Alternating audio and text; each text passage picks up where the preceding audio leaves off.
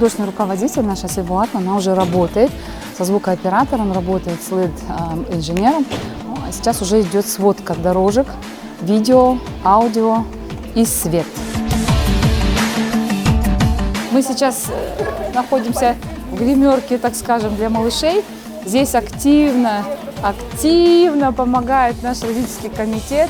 Родительский комитет – это наш, можно сказать, департамент целый в Намаде, который следит за порядком, чтобы дети были сытые, вовремя накормленные. Гастроли – это большая работа, огромная работа всей нашей команды. В команде у нас трудится почти 30 человек, поэтому у нас очень много мероприятий. Многие спрашивают, как вы все успеваете? Я ничего не успеваю, честно, ребят, на самом деле. Это все команда, мы все делаем вместе с командой.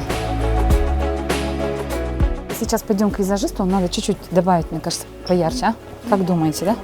Ну давайте, а где визажист? Пойдемте, проводите меня. Побежали. Здесь работают приглашенные визажисты, а также наши родители.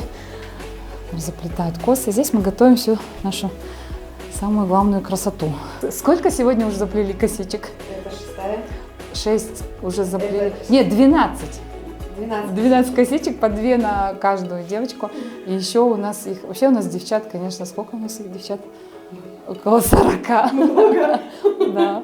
Спасибо огромное. Вот наши супер родители, очень благодарны за их доверие, прежде всего, что они доверяют нам своих детей, становление личности детей и вот такую помощь неоценимую.